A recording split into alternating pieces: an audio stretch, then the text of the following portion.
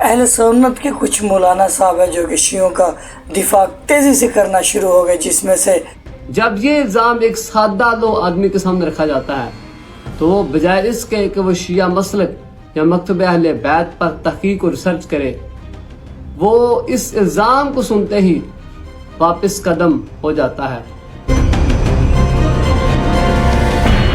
اللہ کے نام سے شروع جو بڑا مہربان اور نہایت رحم کرنے والا ہے۔ آج ہم آپ کو جو ویڈیوز دکھانے والے ہیں، اس ویڈیوز میں شیعہ تو شروع سے اپنے مذہب کا، اپنے مسلک کا جو ہے وہ دفاع کرتے ہیں، لیکن آج ہم جو ویڈیوز دکھانے والے ہیں وہ اہل سنت کے مولانا صاحب ہیں، لیکن وہ شیعہ مذہب کا دفاع کر رہے ہیں اور بڑے اچھے انداز سے دفاع کر رہے ہیں، اور ان بنیادی باتوں کو لے کر وہ بات کر رہے ہیں جو شیعوں کے اوپر تہمت اور جھوٹ باندھا جاتا ہے کہ شیعہ مذہب کیسے وجود میں آیا۔ تو اس کا جواب پہلے شیعہ دیتے تھے، لیکن آج اس کا جواب خود اہل سنت کے مولانا صاحب دے رہے ہیں، کیونکہ جب اللہ یاری صاحب میدان میں آئے تو لوگوں نے تحقیق کا دروازہ کھولا۔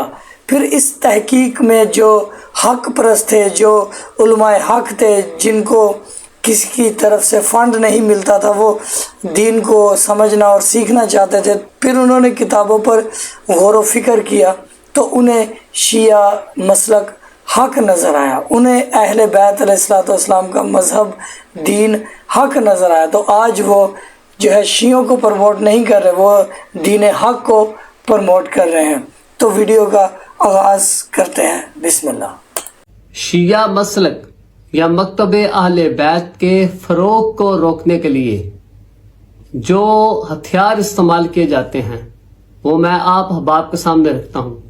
میں ایک بریلوی مسلک کے ساتھ تعلق رکھنے کی بنیاد پر اس بات کو آپ کے سامنے عیا کر رہا ہوں کہ وہ بندہ جو مکتب اہل بیت کا پیروکار یا مکتب اہل بیت کی کسی نہ کسی بات سے متاثر ہوتا ہے تو اس کی راہ کو کیسے روکا جاتا ہے۔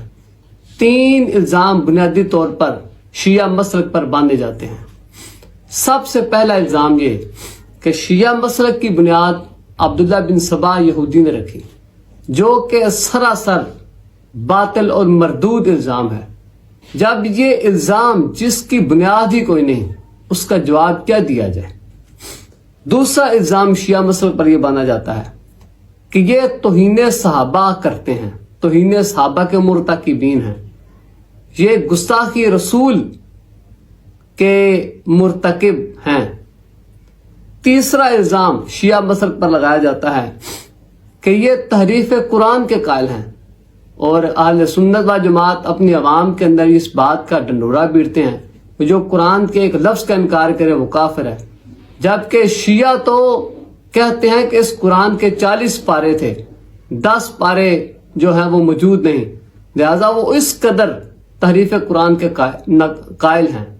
جب یہ الزام ایک سادہ لو آدمی کے سامنے رکھا جاتا ہے تو وہ بجائے اس کے کہ وہ شیعہ مسلک یا مکتب اہل بیت پر تحقیق اور ریسرچ کرے، وہ اس الزام کو سنتے ہی واپس قدم ہو جاتا ہے اور اپنی تمام صلاحیتیں ختم کر بیٹھتا ہے۔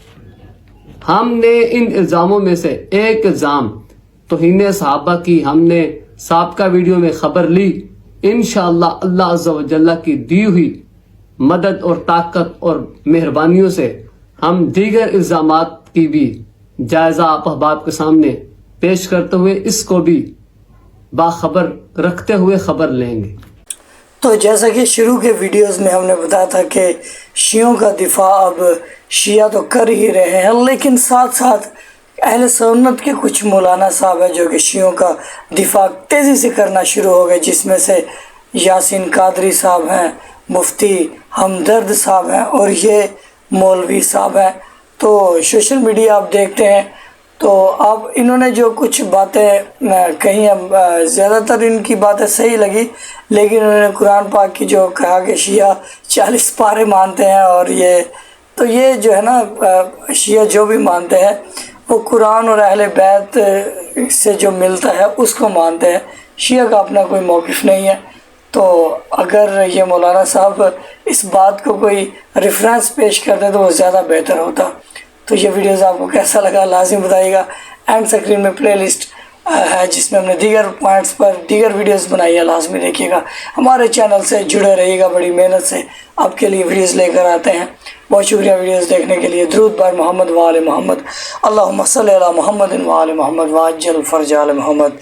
سلام یا امام مہدی علیہ الصلوۃ والسلام۔